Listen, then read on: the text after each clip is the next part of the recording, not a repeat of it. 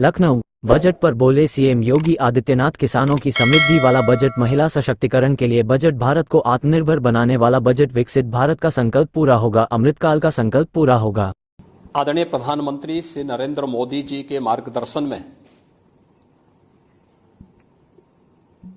देश की नई संसद में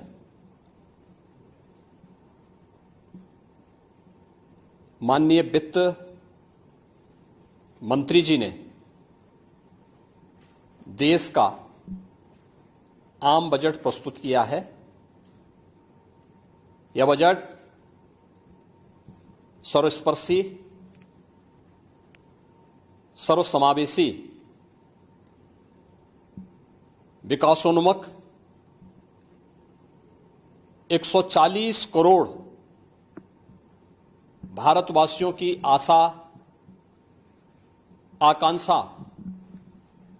और अमृत काल के संकल्पों को पूरा करने वाला सिद्ध होगा। आम बजट 2024-25 आत्मनिर्भर एवं विकसित भारत के निर्माण का एक आर्थिक दस्तावेज है। इस आम बजट में अंत्योदय की पावन भावना, विकास की असीम संभावना और नवोन्मेष की नवदृष्टि है। इस आम बजट में अन्नदाता किसानों की समृद्धि के लिए 1,52,000 करोड़ रुपए, कृषि और सहायक सेक्टर के लिए,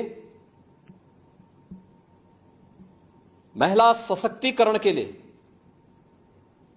3 लाख करोड़ रुपए से अधिक का प्रावधान किया गया है। स्वाभाविक रूप से आधी आबादी, देश के सबसे बड़े राज्य उत्तर प्रदेश की आधी आबादी इससे सर्वाधिक लाभान्वित होने वाली है, और खासतौर पर तब जब उत्तर प्रदेश 2020 से ही मिशन शक्ति के कार्यक्रम को प्रभावी ढंग से यहां पर जमीनी धरातल पर उतार रहा है। सर्वाधिक अन्नदाता किसान उत्तर प्रदेश के अंदर निवास कर रहा है। उन अन्नदाता किसानों की समृद्धि में आज संसद में प्रस्तुत आम बजट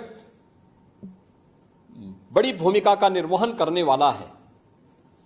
युवाओं के लिए लाखों नौकरियों के साथ साथ मध्यम वर्गीय परिवार के लिए प्रत्यक्ष कर यानी इनकम टैक्स में जो नए टैक्स स्लैब की घोषणा हुई है, ये सभी अभिनंदनीय है, स्वागत योग्य है। इस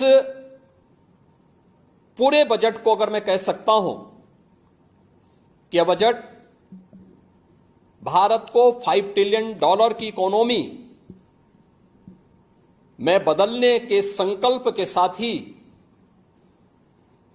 दुनिया के ग्रोथ इंजन के रूप में भारत की भूमिका को और विकसित भारत की संकल्पना को साकार करने का एक आर्थिक दस्तावेज के रूप में यह देश की संसद में प्रस्तुत किया गया है। इस 140 करोड़ जनता जनार्दन के लिए समर्पित, उनकी आशा, उनकी आकांक्षा और अमृत काल के संकल्पों को पूरा करने वाले इस बजट के लिए मैं आदरणीय प्रधानमंत्री जी के प्रति आभार व्यक्त करता हूं। माननीय केंद्रीय वित्त मंत्री माननीय श्रीमती निर्मला सीतारमण जी को और उनकी पूरी टीम का मैं अभिनंदन करता हूं। मध्यम वर्ग को राहत देने के लिए इस आम बजट में जो उपाय किए गए उसको लेकर क्या कहना है? देखिए, मध्यम वर्गीय परिवार में टैक्स के बारे में सबसे बड़ी छूट आज उपलब्ध हुई है, और यह लंबे वर्ष समय से यह मांग चली आ रही थी। 3 लाख तक के प्रत्यक्ष कर यानी इनकम टैक्स में कोई भी टैक्स नहीं लगेगा। इसके साथ साथ अन्य जो स्लैब भी दिए गए हैं वे काफी राहत भरे हैं। अलग अलग सेक्टर के लिए जो प्रावधान किए गए हैं गांव के लिए, गरीब के लिए, किसान के लिए, नौजवान के लिए, एमएसएमई सेक्टर के लिए, ये लाखों नौकरियों को क्रिएट इससे होगा। इंडस्ट्री के लिए जो प्रावधान किए गए हैं, मुझे लगता है ये सभी स्वागत योग्य हैं। और नौजवानों के लिए, समाज के हर तबके के लिए, महिला सशक्तिकरण के लिए, अन्नदाता किसानों के लिए, सभी तबके के लिए जो कुछ भी प्रावधान इसमें किया गया है, मैं कह सकता हूं कि यह राम राज्य की अवधारणा को साकार करने वाला एक सर्वस्पर्शी, सर्वसमावेशी और विकासोन्मुख बजट के रूप में यह मोदी 3 का यह पहला बजट जाना जाएगा। माननीय प्रधानमंत्री नरेंद्र मोदी जी की सरकार द्वारा वित्त मंत्री निर्मला सीतारमण जी ने जो बजट प्रस्तुत किया, हम कह सकते हैं आधुनिक भारत के निर्माण में सहायक सिद्ध होगा। 2047 में विकसित भारत का संकल्प का सपना जो देशवासियों ने माननीय मोदी जी के मार्गदर्शन में देखा है, उसको पूरा करने वाला बजट है। एक तरफ छात्रों की चिंता की गई है, किसानों को भी मजबूती देने का काम किया गया है, मध्यम वर्गीय लोगों के जीवन स्तर को ऊपर उठाने के लिए प्रावधान किए गए हैं, इनकम टैक्स सेवा में छूट देकर के सरकारी कर्मचारियों को भी बड़ा तोहफा भारत सरकार ने देने का काम किया है।